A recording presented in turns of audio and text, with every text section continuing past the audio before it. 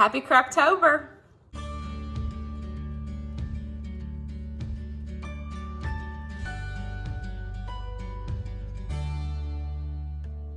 Hey guys, welcome back to my channel, or welcome if you are new. I am so excited for Crocktober. Y'all don't even know. I personally use my Crockpot year round. Absolutely love Crockpot recipes. But for the month of October, Crockpot is huge here on YouTube. So I'm going to be sharing all kinds of Crockpot recipes with you guys throughout the whole month. I'm so excited about it.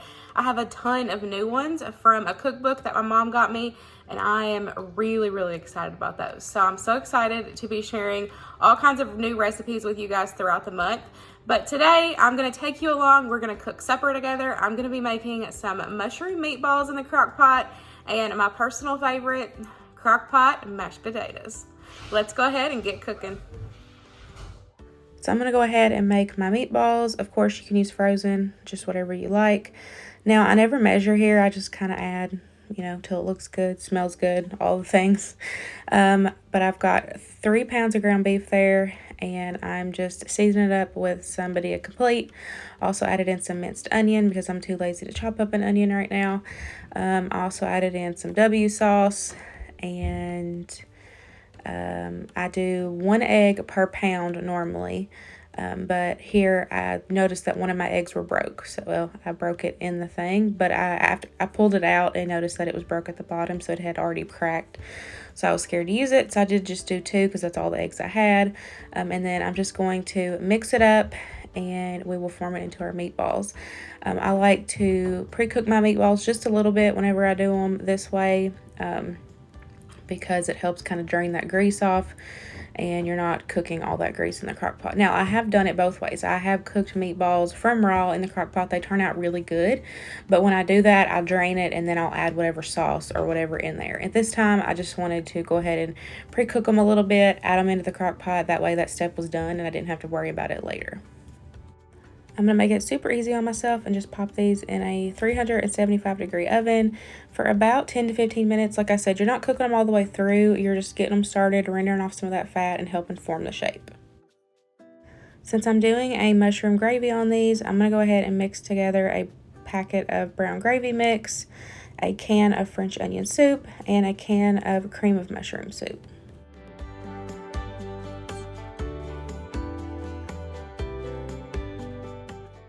I'm also going to add in 1 can of water and just mix that together well. For the mashed potatoes, I have got 6 potatoes there. I have just washed and peeled and cut up.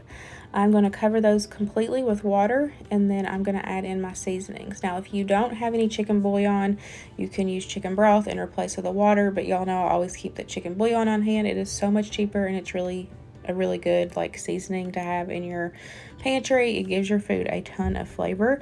So I added in water. I'm also going to add in the chicken bouillon. I'm going to add salt, pepper, garlic powder, onion powder. You just season with your heart, which you know your family is going to enjoy. And then you're just going to put the lid on them and let them cook on high for 4 hours or low for about 6. Here is what the meatballs look like now that they have kind of rendered off. As you can see, it just makes life so much easier. That way you don't have to strain it off in the crock pot. Now I'm going to go ahead and add all those in, and then we will pour that gravy mixture over the top.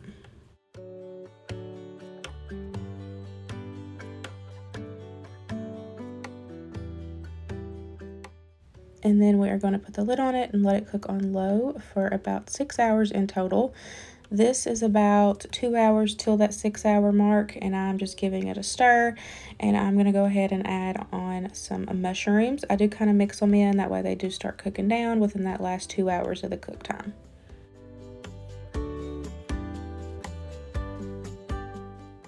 Our mashed potatoes are ready to be whipped up, so we're going to take and drain off that liquid.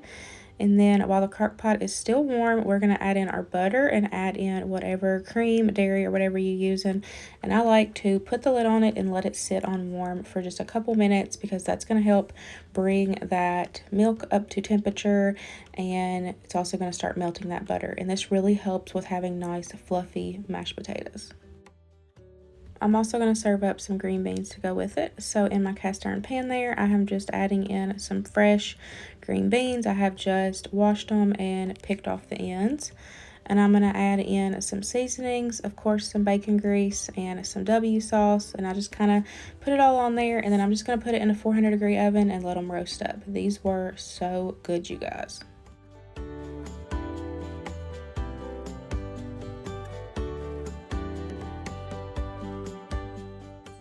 Now that our cream has warmed and our butter started melting, we're going to go ahead and add those drained potatoes in, and then we are going to add in some more seasonings. Of course, this is just going to be something to your taste. I always do a little bit, and then of course as I mash and taste it, I will add more or whatever, you know. Add more cream, add more seasoning, whatever you need. Be careful using electric mixers in the crock pot. You can crack your crock pot. I have known people that have done that, and one day I actually did it a few years ago, and I thought I cracked mine, and I about cried. Y'all know how much I love my crock pots, so just be careful using an electric mixer in your crock pot. I always use a hand mix or like a masher like y'all just seen. I always use that because I'm scared. Don't forget to top it with a little butter, and then I just put the lid on it and keep it on warm till it's time to eat. Now we're going to make some mayonnaise rolls. Y'all, these are a family favorite, and they're so easy to put together. All you need is some self-rising flour, some mayonnaise. I like Duke's, but you just use whatever you like. And I also add a little bit of sugar in there. I think it makes it better, in my opinion. And then you just add in some milk, and then I just mix it till it all comes together, and then I just put it in a greased cupcake pan.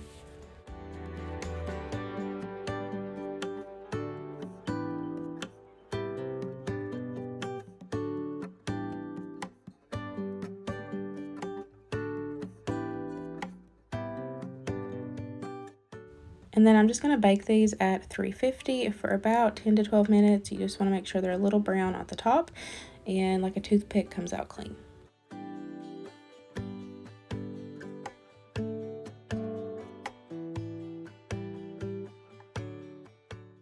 So I forgot to get footage of me adding in my cornstarch slurry. I did about 1/4 of a cup, which if you don't know, a cornstarch slurry is just equal parts water and cornstarch. I had thought I had hit record, and I guess I didn't. But I did that about 30 minutes before eating time. That way it was nice and thick. It had time to thicken up that gravy.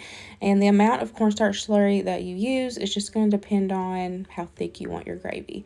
But y'all, everything was delicious. This was so, so good. The perfect comfort Southern meal.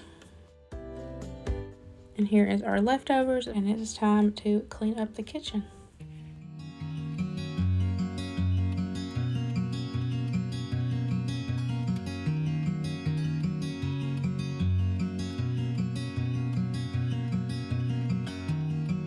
I've been wondering about you. They said that just one look and I'd get caught too. 'Cause there's something about you, and you know it too. All I do is think about you. Your eyes, your scent, your touch is all I dream of. Now I can't live without you. I hope you feel it too. 'Cause we are meant to be. We are. Okie dokie, guys, I got all the dishes done except for the 2 crock pots. I'm waiting for my father-in-law to get home. It's Wednesday night, and so he has church, so I try to keep this stuff warm for him. So I've got all that. I'll just put everything in containers and then wash the crock pots once he gets home and eats. But we got the dishes done. I'm about to shut all the windows. Y'all, I've had the windows open all day, and it feels so, so good. But I really hope you guys enjoyed today's video. Don't forget, I will be sharing all kinds of crockpot recipes for the month of October. I cannot wait. But I really hope you guys enjoyed it, and I will see you in the next one. Bye, guys.